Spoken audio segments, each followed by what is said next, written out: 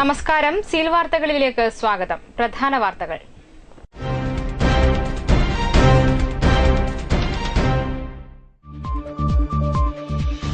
തിരഞ്ഞെടുപ്പ് ദിനം അടുത്തെത്തി. പ്രചരണ തിരക്കിലലിഞ്ഞ് സ്ഥാനാർത്ഥികൾ. മുൻഗണന വോട്ടർമാരെ നേരിട്ട് കണ്ടുള്ള വോട്ടഭ്യർത്ഥനയ്ക്ക്.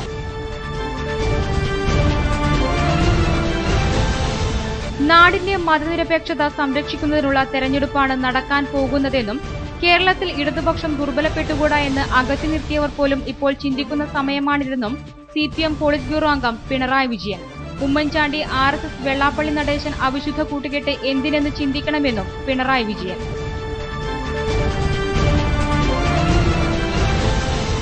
ചപ്പാരപ്പടവ് പഞ്ചായത്തിലെ വായാട്ടുപറമ്പ് ഹരിജൻ കോളനിയിൽ 15 വർഷം മുൻപ് ആരംഭിച്ച കുടിവെള്ള പദ്ധതി പാതി വഴിയിൽ. അധികൃതരുടെ അനാസ്ഥയ്ക്കെതിരെ തെരഞ്ഞെടുപ്പ് ബഹിഷ്കരണത്തിനൊരുങ്ങി കോളനി നിവാസികൾ.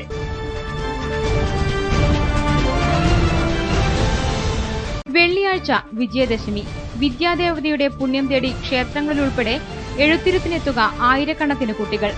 മഹാനവമി ദിനത്തിൽ എങ്ങും പ്രത്യേക പൂജകളും പ്രാർത്ഥനകളും.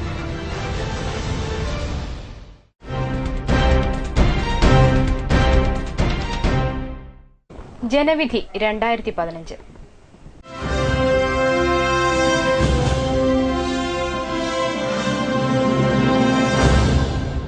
തെരഞ്ഞെടുപ്പിന്റെ ദിനം അടുത്തുവരികയാണ്. ജനഹിതം എങ്ങനെയായിരിക്കും?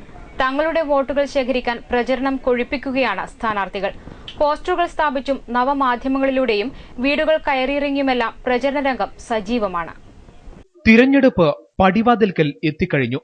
വോട്ട് രേഖപ്പെടുത്താൻ ഇനി ദിവസങ്ങൾ മാത്രം ബാക്കി. സ്ഥാനാർത്ഥികളെല്ലാം തിരക്കിലാണ്. തങ്ങളുടെ വോട്ടുകൾ ഉറപ്പിക്കുവാനുള്ള പ്രചരണ പരിപാടികളുടെ സജീവതയിലാണ് എല്ലാവരും. മിക്കയിടത്തും ബോർഡുകളെല്ലാം സ്ഥാപിച്ചു കഴിഞ്ഞു. ചെറിയ പോസ്റ്ററുകൾ മുതൽ വലിയ കട്ടൗട്ടറുകൾ വരെ സ്ഥാപിച്ചിട്ടുണ്ട്. കൂടാതെ ചിഹ്നങ്ങൾ മാത്രവും പലയിടത്തും ഒട്ടിച്ചിട്ടുണ്ട്. നവമാധ്യമങ്ങൾ ഉപയോഗിച്ചും പ്രചരണം സജീവമാണ്. ഫേസ്ബുക്കും വാട്സപ്പുമാണ് ഇതിൽ ഏറെ മുന്നിലുള്ളത്. വീടുകൾ കയറാനും വോട്ടർമാരെ നേരിട്ട് കാണാനുമാണ് സ്ഥാനാർത്ഥികൾ അധിക സമയവും ചെലവഴിക്കുന്നത്. വ്യക്തിബന്ധങ്ങളാണ് പലപ്പോഴും പഞ്ചായത്ത് തെരഞ്ഞെടുപ്പിൽ സ്വാധീനിക്കാറുള്ളത്. രാഷ്ട്രീയത്തിനപ്പുറത്ത് തങ്ങളുടെ നാട്ടിലെ ജനസമ്മതിയുള്ളയാൾക്ക് രാഷ്ട്രീയം മറന്ന് വോട്ട് ചെയ്യാറുണ്ട്. ഇതൊക്കെ കണക്കുകൂട്ടിയാണ് നേരിട്ട് വോട്ടർമാരെ കണ്ട് പ്രചരണത്തിന് പ്രാധാന്യം സ്ഥാനാർത്ഥികൾ കൊടുക്കുന്നതും. മിക്ക ജനപ്രതിനിധികളും ഒന്നാംഘട്ട പര്യടനം പൂർത്തിയാക്കി കഴിഞ്ഞു. LDF കുടുംബ സംഗമങ്ങളും കൺവെൻഷനുകളും വിളിച്ചു ചേർത്ത് പ്രചരണ രംഗത്ത് ഒരു പടി മുന്നിലാണ്. കോൺഗ്രസും പലയിടത്തും പൊതുയോഗം സംഘടിപ്പിച്ച് തങ്ങളുടെ കാര്യങ്ങളെല്ലാം ജനങ്ങളിലേക്ക് എത്തിക്കുന്നുണ്ട്. BJPയും പ്രചരണ രംഗത്ത് സജീവമാണ്. മിക്ക വാർഡുകളിലും സ്ഥാനാർത്ഥികളെ നിർത്തിയിട്ടുമുണ്ട്. ഇവരും കുടുംബ സംഗമങ്ങളും പൊതുയോഗങ്ങളും വിളിച്ചുകൂട്ടി വോട്ടഭ്യർത്ഥന നടത്തുന്നുണ്ട്. ഇങ്ങനെ പ്രചരണം കൊഴുക്കുകയാണ്. വിജയം ആർക്കൊപ്പം നിൽക്കും? തങ്ങൾക്കൊപ്പമെന്ന് എല്ലാവരും കണക്കുകൂട്ടുന്നു. ജയപരാജയങ്ങൾ ഒരു അഭിമാന പ്രശ്നമായി തന്നെ കാണുമ്പോൾ ജനമനസ്സറിഞ്ഞ് പ്രചരണ ചൂടിലേക്ക് അലിഞ്ഞിറങ്ങിക്കഴിഞ്ഞു പാർട്ടികളും സ്ഥാനാർത്ഥികളുമെല്ലാം. ജനങ്ങളും തയ്യാറായി കഴിഞ്ഞു ജയപരാജയങ്ങളുടെ രുചി അറിയിക്കാൻ. Seal news, Taliparamba. നാടിന്റെ മതനിരപേക്ഷത സംരക്ഷിക്കുന്നതിനുള്ള തെരഞ്ഞെടുപ്പാണ് നടക്കാൻ പോകുന്നതെന്ന് പിണറായി വിജയൻ. ഇന്നത്തെ കേരളത്തിൽ ഇടതുപക്ഷം ദുർബലപ്പെട്ടുകൂടാ എന്ന് ഇടതുപക്ഷത്തെ അകറ്റിയവർ പോലും ചിന്തിക്കുന്ന സമയമാണിതെന്നും പിണറായി വിജയൻ പറഞ്ഞു. കണ്ണപുരത്ത് LDF തെരഞ്ഞെടുപ്പ് പൊതുയോഗം ഉദ്ഘാടനം ചെയ്യുകയായിരുന്നു പിണറായി വിജയൻ. ഇടതുപക്ഷത്തിനുള്ള പിന്തുണയായി മതനിരപേക്ഷ ചിന്താഗതിക്കാരിൽ നിന്ന് വന്നുകൊണ്ടിരിക്കുന്നു എന്നത് ഞങ്ങൾ തിരിച്ചറിയുന്നു. നമ്മുടെ നാടിന്റെ ഭാവി സംരക്ഷിക്കാൻ കൂടിയുള്ളതായിരിക്കും ഈ തെരഞ്ഞെടുപ്പ്. ഇതെല്ലാം കണ്ടുകൊണ്ട് വേണം ഈ തെരഞ്ഞെടുപ്പിൽ നാം നീങ്ങി പ്രവർത്തിക്കുന്നത്. ഒരു സംശയമില്ല, ഇന്നത്തെ കേരളത്തിൽ ഇടതുപക്ഷവും ഇടതുപക്ഷ ജനാധിപത്യ മുന്നണിയും ദുർബലപ്പെട്ടുകൂടാ എന്ന് ഇടതുപക്ഷ ജനാധിപത്യ മുന്നണിയെയും ഇടതുപക്ഷത്തെയും ഒക്കെ അകറ്റി നിർത്തിയിരുന്ന, ഞങ്ങളിൽ നിന്ന് അകന്നു നിന്നിരുന്ന നല്ലൊരു ഭാഗം ആളുകളടക്കം ചിന്തിക്കുന്ന ഒരു സമയമാണിത്. കേരളത്തിന്റെ കരുത്തുറ്റ മതനിരപേക്ഷ മനസ്സിനെ തകർക്കാനാവുമോ എന്നാണ് ചിലർ ചിന്തിക്കുന്നത്. ഉമ്മൻചാണ്ടി, RSS, വെള്ളാപ്പള്ളി നടേശൻ ഇതെല്ലാം കൂടിയുള്ള അവിശുദ്ധ കൂട്ടുകെട്ടാണ് ഇപ്പോഴുള്ളത്. ഈ അവിശുദ്ധ കൂട്ടുകെട്ട് എന്തിനെന്ന് നാം ചിന്തിക്കണം. അത് നമ്മുടെ നാടിന്റെ മതനിരപേക്ഷതയ്ക്ക് ആപത്ത് ഏൽപ്പിക്കാനാണെന്നും പിണറായി വിജയൻ പറഞ്ഞു. താവം ബാലകൃഷ്ണൻ അധ്യക്ഷത വഹിച്ചു. T V Rajesh MLA, N Sreedharan, PK Narayanan, Subhash Ayyoth എന്നിവർ സംസാരിച്ചു. LDFന്റെ സ്ഥാനാർത്ഥികളും പരിപാടിയിൽ സംബന്ധിച്ചു. Seal news, Pazhayangadi. നാറാത്ത് ഗ്രാമപഞ്ചായത്ത് ഇക്കുറി ആർക്കൊപ്പം നിൽക്കും? LDFും UDFും പലതവണ ഭരിച്ച ചരിത്രം പഞ്ചായത്തിനുണ്ട്. ഇപ്പോഴത്തെ ഭരണത്തിന്റെ തുടർച്ച ഉണ്ടാവുമെന്ന് LDF കണക്കുകൂട്ടുമ്പോൾ വിജയം ഇക്കുറി തങ്ങൾക്കെന്ന് UDFും ഉറച്ചു വിശ്വസിക്കുന്നു. BJPയും ശക്തമായി തന്നെ മത്സരരംഗത്തുള്ളപ്പോൾ പഞ്ചായത്തിൽ ഇക്കുറി പോരാട്ടം കനക്കും. LDFും UDFും പലതവണ ഭരിച്ച ചരിത്രമാണ് നാറാത്ത് ഗ്രാമപഞ്ചായത്തിനുള്ളത്. തെക്ക് പടിഞ്ഞാറ് വളവട്ടണം പുഴയും വടക്ക് കിഴക്ക് കൊളച്ചേരി, ചേലോറ പഞ്ചായത്തുകളും അതിരുകളാവുന്ന പഞ്ചായത്തിന്റെ ഇപ്പോഴത്തെ ഭരണം കൈയാളുന്നത് ഇടതുമുന്നണിയാണ്. ആകെയുള്ള 17 വാർഡുകളിൽ CPM 10, മുസ്ലിം ലീഗ് 5, കോൺഗ്രസ് 2 എന്നിങ്ങനെയാണ് കക്ഷിനില. ഉൽപാദന മേഖലയിലും പശ്ചാത്തല മേഖലയിലും സാമൂഹ്യക്ഷേമത്തിനും ഊന്നൽ നൽകി ക്ഷീരവികസനം, മൃഗപരിപാലനം, ശുദ്ധജല വിതരണം തുടങ്ങി സർവ്വമേഖലകളിലും നേട്ടമുണ്ടാക്കാൻ കഴിഞ്ഞതായി ഭരണപക്ഷത്തെ CPM നേതാവ് PV ബാലകൃഷ്ണൻ പറഞ്ഞു. ഏറ്റവും നല്ല രീതിയിൽ ജനങ്ങൾക്കാകെ ഉപകാരപ്രദമായ രീതിയിൽ പരിപാടികൾ നടപ്പാക്കാൻ സാധിച്ചു. പഞ്ചായത്തിൻ്റെ സമഗ്ര വികസനം ഈ കാര്യത്തിൽ ഉറപ്പ് വരുത്തിയിട്ടുണ്ട്. അതിൽ എല്ലാ മേഖലക്കും നമ്മുടെ സർക്കാരിൻ്റെ അംഗീകൃതമായ എല്ലാ രീതിയിലും ശരിക്ക് ഇടപെട്ടിട്ടുണ്ട്. അതിനനുസരിച്ചിട്ടുള്ള ഫലവും നാറാത്ത് ഗ്രാമപഞ്ചായത്തിനുണ്ടായിട്ടുണ്ട്. കഴിഞ്ഞ 5 വർഷത്തെ ഭരണവും ഇന്നത്തെ രാഷ്ട്രീയ സാഹചര്യവും ഒക്കെ വെച്ചിട്ട് ഇടതുപക്ഷ ജനാധിപത്യ മുന്നണിക്ക് ഒരു 2-3 സീറ്റ് ഒഴികെ ബാക്കിയെല്ലാം തന്നെ കിട്ടും എന്നുള്ളൊരു പ്രതീക്ഷയിലാണ്. എത്ര സീറ്റ് ഇപ്പം മൊത്തം 17 സീറ്റിലും ഇടതുപക്ഷ ജനാധിപത്യ മുന്നണി മത്സരിക്കുന്നുണ്ട്. അതിൽ എല്ലാ ഘടകകക്ഷികളും മത്സരിക്കുന്നുണ്ട്. മുന്നണിയുടെ ഘടകകക്ഷികൾ എന്നുള്ള നിലയിൽ CPIക്ക് സീറ്റുണ്ട്, കോൺഗ്രസ് എസിന് സീറ്റുണ്ട്, INLന് സീറ്റുണ്ട്. ബാക്കിയുള്ള സീറ്റുകളിൽ CPIMും CPIMന്റെ സ്വതന്ത്രനും മത്സരിക്കുന്നുണ്ട്. ഒരു വാർഡിൽ CPIMന്റെ സ്വതന്ത്രനാണ് മത്സരിക്കുന്നത്. ഏറെ മേന്മകൾ അവകാശപ്പെടാതെ മോശമല്ലാത്ത ഭരണം കാഴ്ചവെച്ചതിനാൽ നാട്ടുകാരും ഏറെ സംതൃപ്തിയിലാണെന്ന് ഇദ്ദേഹം പറഞ്ഞു. പ്രതിപക്ഷ സഹകരണം വേണ്ടുവോളമുണ്ടായി. വികസന കാര്യങ്ങളിൽ രാഷ്ട്രീയം കലർത്തിയില്ലെന്നും PV ബാലകൃഷ്ണൻ പറഞ്ഞു.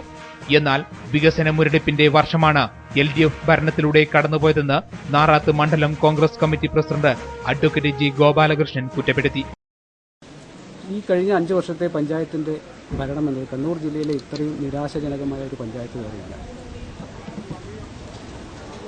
നാടുകളിൽ ജനങ്ങളുടെ ഇറങ്ങിപ്പോയി കഴിഞ്ഞാൽ പാർട്ടിക്കോ പാർട്ടി ഭരിക്കുന്ന സംവിധാനത്തിനോ ഒരു CPMന്റെ നിയന്ത്രണത്തിനോ ഒന്നും ആയിരുന്നില്ല ഈ പഞ്ചായത്ത് ഉണ്ടായിരുന്നത്.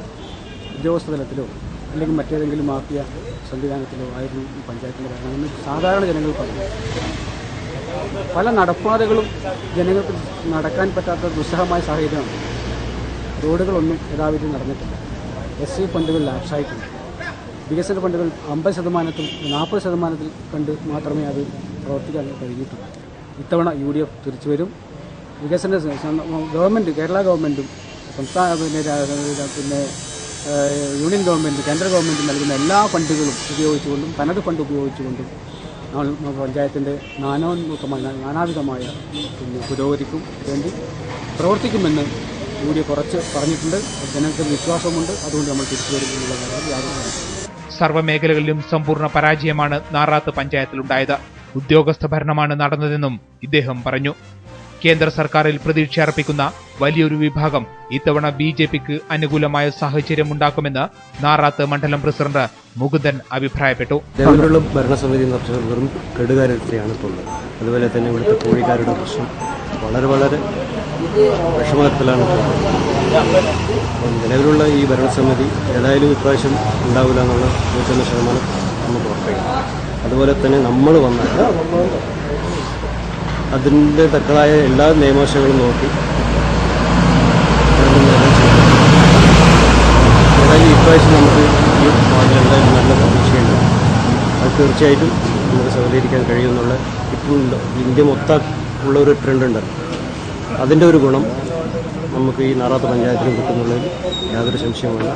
16 വാർഡ് മത്സരം നിലവിലിപ്പോൾ 17 വാർഡാണുള്ളത്. അതിൽ 16 മത്സരത്തിൽ 2 ബ്ലോക്ക് പഞ്ചായത്തിൽ മത്സരിക്കുന്നത്.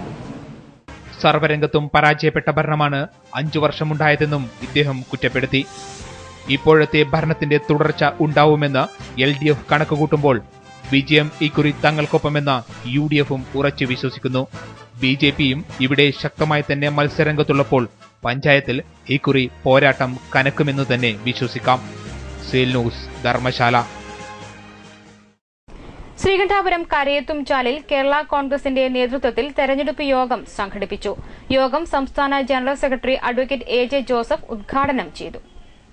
ശ്രീകണ്ഠാപുരം മുനിസിപ്പാലിറ്റി ഭരണസമിതിയിലേക്ക് മത്സരിക്കുന്ന 3ാം വാർഡായ കരയത്തുംചാലിലെ കേരള കോൺഗ്രസ് M സ്ഥാനാർത്ഥി ബിന്ദു ഇലവുങ്കലിനെയും 5ാം വാർഡായ അമ്പഴത്തുംചാലിലെ കേരള കോൺഗ്രസ് M സ്ഥാനാർത്ഥി സീന ബാബു മണിമലയെയും 2 ഇല ചിഹ്നത്തിൽ വോട്ട് ചെയ്ത് വിജയിപ്പിക്കണമെന്ന് ആവശ്യപ്പെട്ടുകൊണ്ടാണ് തെരഞ്ഞെടുപ്പ് യോഗം സംഘടിപ്പിച്ചത്.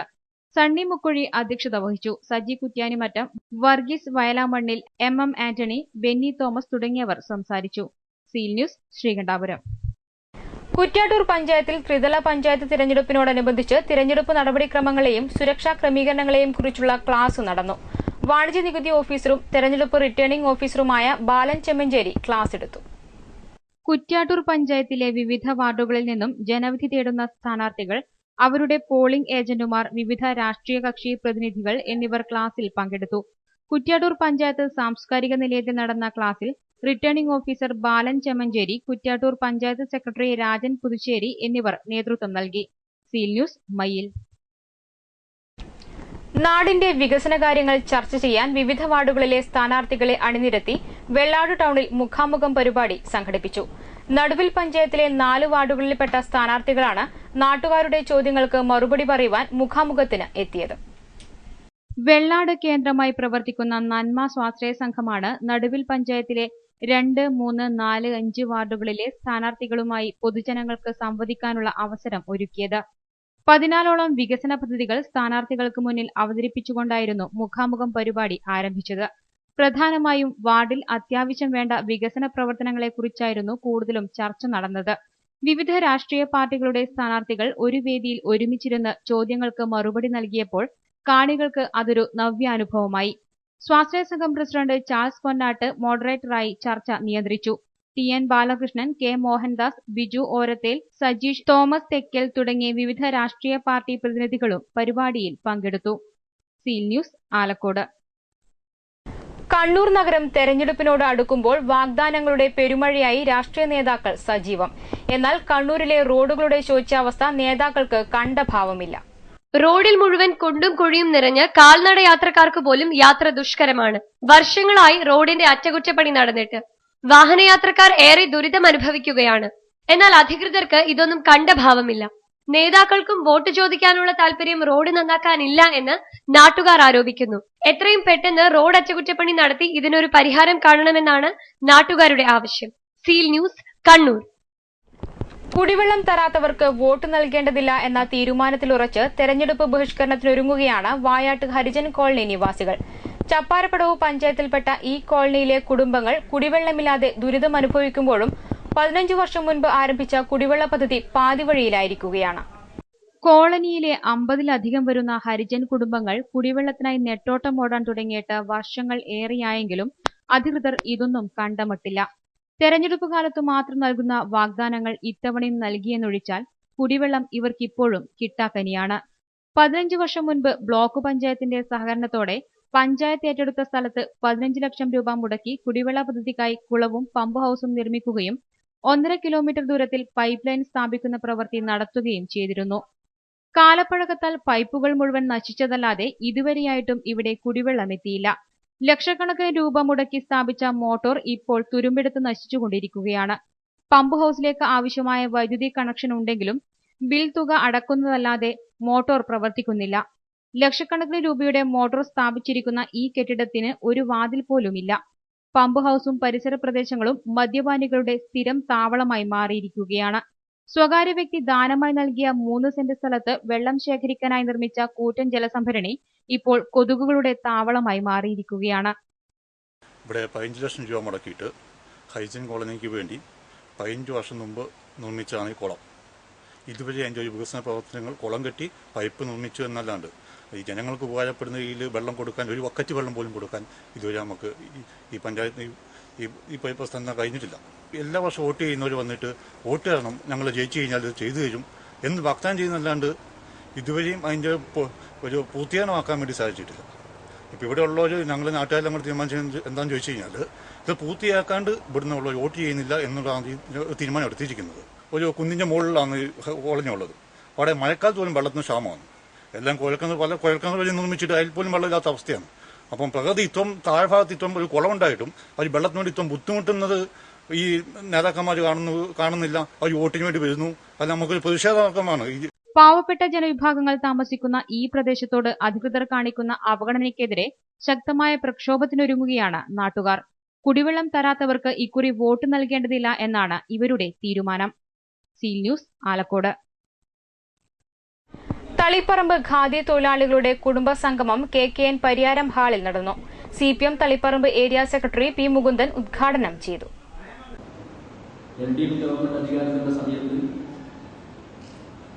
ഖാദി മേഖലയെ സംരക്ഷിക്കുന്നതിന് വേണ്ടി വളരെ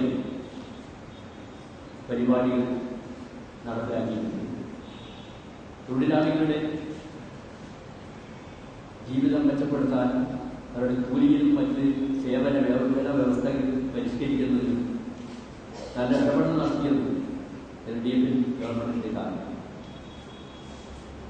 എന്നാൽ ഇപ്പോൾ ഖാദി മേഖലയിൽ ഉൾപ്പെടെയുള്ള പരമ്പരാഗത വ്യവസായ മേഖല അതിന് നൽകിക്കൊണ്ടിരിക്കുന്ന ആനുകൂല്യങ്ങൾ, റിബേറ്റ് ഉൾപ്പെടെയുള്ള ആനുകൂല്യം യഥാവിധിയിൽ നൽകാത്തതുകൊണ്ട് വലിയ തോതിലുള്ള പ്രയാസം നേരിട്ടുകൊണ്ടിരിക്കുകയാണ്. മേഖലാ സെക്രട്ടറി C. സതി അധ്യക്ഷത വഹിച്ചു. KV Radhakrishnan, KP Sreeja, MK Venugopal, C. Sudhamani തുടങ്ങിയവർ സംസാരിച്ചു. വരുന്ന തെരഞ്ഞെടുപ്പിൽ ഇടതുപക്ഷത്തെ വിജയിപ്പിക്കണമെന്ന് സംഗമം ആവശ്യപ്പെട്ടു. Seal news, Taliparamba.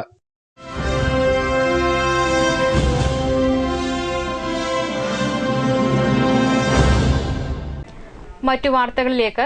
ഡ്രൈവിംഗ് ലൈസൻസിന് അപേക്ഷിക്കുന്നതിന് പുരുഷന്മാർക്ക് 20ഉം സ്ത്രീകൾക്ക് 21 വയസ്സും തികയണമെന്ന് ശുപാർശ. ജസ്റ്റിസ് TK ചന്ദ്രശേഖർദാസാണ് നിർദ്ദേശം സമർപ്പിച്ചത്. വർദ്ധിച്ചുവരുന്ന റോഡ് അപകടങ്ങളാണ് ലൈസൻസിന് അപേക്ഷിക്കുന്ന പ്രായപരിധി കൂട്ടാനുള്ള കാരണം. സംസ്ഥാനത്തെ വാഹനാപകടങ്ങളെക്കുറിച്ച് പഠിച്ച് പരിഹാരം നിർദ്ദേശിക്കാനാണ് ജസ്റ്റിസ് TK ചന്ദ്രശേഖർദാസിനെ നിയമിച്ചത്. പോലീസ്, മോട്ടോർ വാഹന വകുപ്പ്, പൊതുമരാമത്ത്, റവന്യൂ വകുപ്പുകളുടെ ഏകോപനമില്ലാത്തത് റോഡുകളിൽ സ്ഥിരം അപകട മേഖലകൾ സൃഷ്ടിക്കുന്നതായി റിപ്പോർട്ടിൽ പറയുന്നു. സംസ്ഥാനത്തുടനീളം 720 അപകട മേഖലകൾ കണ്ടെത്തിയിട്ടുണ്ട്. ഇരുചക്ര വാഹനങ്ങളുടെ വേഗപരിധി 50 കിലോമീറ്റർ ആക്കാനും റിപ്പോർട്ടിൽ പറയുന്നു. നിലവിൽ ഡ്രൈവിംഗ് ലൈസൻസ് എടുക്കുന്നതിനുള്ള പ്രായം 18 വയസ്സാണ്. ഇത് മാറ്റി പുരുഷന്മാർക്ക് 20ഉം സ്ത്രീകൾക്ക് 21 വയസ്സും തികയണം ലൈസൻസ് എടുക്കാനെന്നാണ് ശുപാർശ. Seal news, Kannur. Chengalayi Koyyam Perunthaleri CRC arts and sports club ഗ്രന്ഥാലയത്തിന്റെയും സ്പോർട്സ് ക്ലബ് വനിതാവേദിയുടെയും സംയുക്താഭിമുഖ്യത്തിൽ കവിതാസ്വാദന സദസ്സ് സംഘടിപ്പിച്ചു. Perunthaleri CRC arts and sports club ഗ്രന്ഥാലയത്തിൽ നടന്ന പരിപാടി മിനേഷ് മണക്കാട് ഉദ്ഘാടനം ചെയ്തു.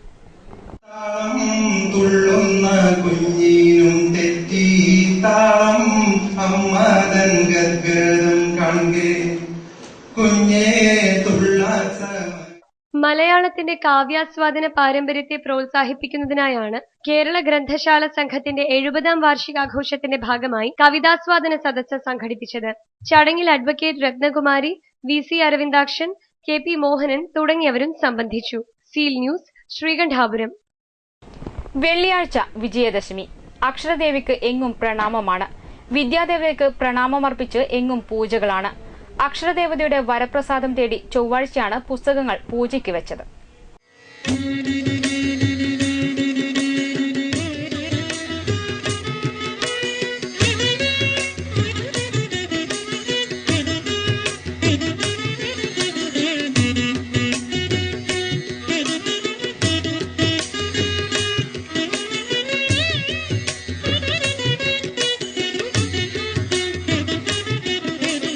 നിത്യാനന്ദകരീ വരാഭയകരീ സൗന്ദര്യരത്നാകരീ നിർധൂതാഖില ഘോര പാവനകരീ. നവരാത്രിയോടനുബന്ധിച്ച് ക്ഷേത്രങ്ങളിൽ പ്രത്യേക പൂജകളാണ്. വാഗ്ദേവതയുടെ വരപ്രസാദം തേടി പുസ്തകങ്ങൾ ചൊവ്വാഴ്ചയാണ് പൂജയ്ക്ക് വെച്ചത്. കണ്ണൂരിൽ പ്രധാന കോവിലുകളിലെല്ലാം പ്രത്യേക സരസ്വതി പൂജയും കലാപരിപാടികളും നവരാത്രി ആഘോഷ പരിപാടികളും നടക്കുകയാണ്. കണ്ണൂരിലെ പ്രധാന കോവിലുകളായ മുനീശ്വരൻ കോവിൽ, പിള്ളയാർ കോവിൽ, കാഞ്ചി കാമാക്ഷിയമ്മൻ കോവിൽ, മുത്തുമാരിയമ്മൻ കോവിൽ, ഹനുമാൻ കോവിൽ തുടങ്ങിയ കോവിലുകളിൽ പ്രത്യേക പൂജകളും പരിപാടികളുമാണ്. നവരാത്രിയിൽ മഹാലക്ഷ്മിയും ദുർഗാദേവിയും സരസ്വതി ദേവിയുമായിട്ടാണ് ദേവിയെ ആരാധിക്കുന്നത്. വെള്ളിയാഴ്ച വിജയദശമി നാളിൽ രാവിലെ പൂജയെടുപ്പും തുടർന്ന് വിദ്യാരംഭവും നടക്കും. അറിവിന്റെ അമൃതം തേടി കുരുന്നുകൾ അക്ഷരം കുറിക്കും. കോവിലുകളിൽ സംഗീതാരാധന, നൃത്യങ്ങൾ, സംഗീത ഭജന തുടങ്ങിയവ തുടരുകയാണ്. Seal news, Kannur.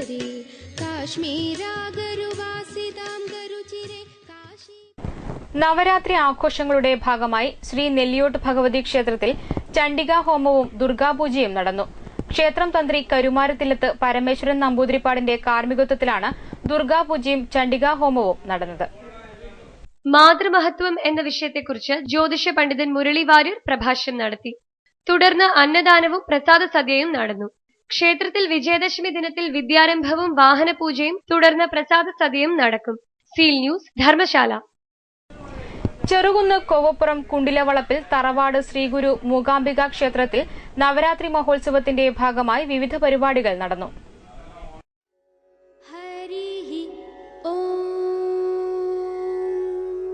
നവരാത്രി മഹോത്സവത്തിന്റെ ഭാഗമായി ശ്രീമദ് ദേവി ഭാഗവതം സമ്പൂർണ്ണ പാരായണം, വിവിധ പൂജകൾ എന്നിവയും നടന്നു. മഹാനവമിയുടെ ഭാഗമായി മഹാഗണപതി ഹോമവും നടന്നു. ക്ഷേത്രം ആത്മീയാചാര്യൻ പൂജനീയ പുനലൂർ പ്രഭാകരൻ സ്വാമി, ആചാര്യ ശ്രീമതി ലക്ഷ്മി ഗോപാലൻ, പ്രൊഫസർ ജയരാജ് എന്നിവർ ദേവി ഭാഗവത പാരായണത്തിന് നേതൃത്വം നൽകി. വിജയദശമി നാളിൽ ഇവിടെ എഴുത്തിനിരുത്തൽ ചടങ്ങും നടക്കും. Seal news, Pazhayangadi.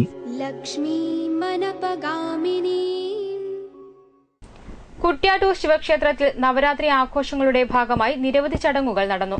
ബുധനാഴ്ചയാണ് ആഘോഷ പരിപാടികൾക്ക് തുടക്കമായത്.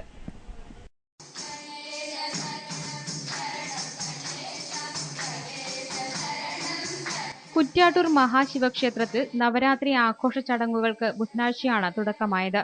കുട്ടികളുടെ ഭജന, മയിൽ നാദം കലാക്ഷേത്രത്തിന്റെ ഭജന, വാഹനപൂജ എന്നിവയും നടന്നു.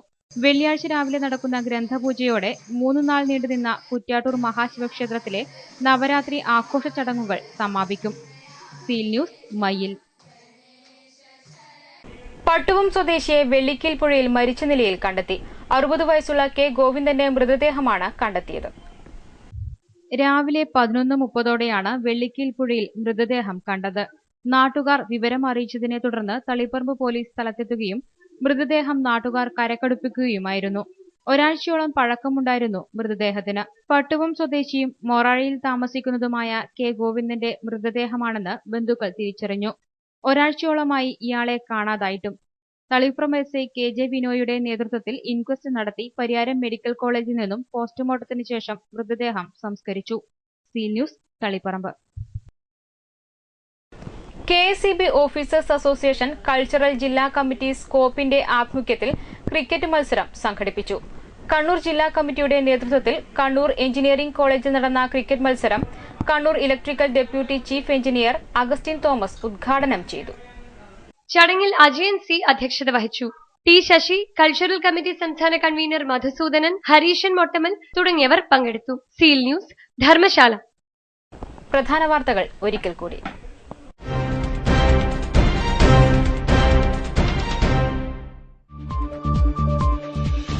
തിരഞ്ഞെടുപ്പ് ദിനം അടുത്തെത്തി. പ്രചരണ തിരക്കിലലിഞ്ഞ് സ്ഥാനാർത്ഥികൾ. മുൻഗണന വോട്ടർമാരെ നേരിട്ട് കണ്ടുള്ള വോട്ടഭ്യർത്ഥനയ്ക്ക്.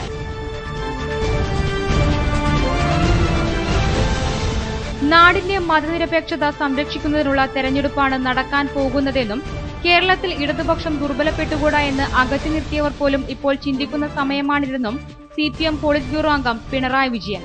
ഉമ്മൻചാണ്ടി RSS വെള്ളാപ്പള്ളി നടേശൻ അവിശുദ്ധ കൂട്ടുകെട്ട് എന്തിനെന്ന് ചിന്തിക്കണമെന്നും പിണറായി വിജയൻ.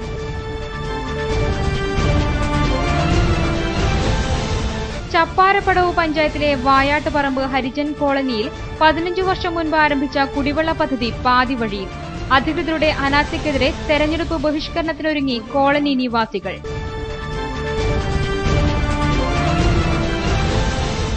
വെള്ളിയാഴ്ച വിജയദശമി.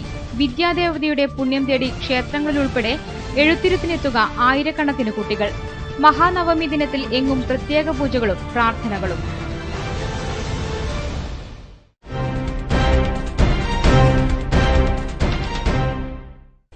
ബുള്ളറ്റിൻ പൂർണ്ണമാവുന്നു. നമസ്കാരം.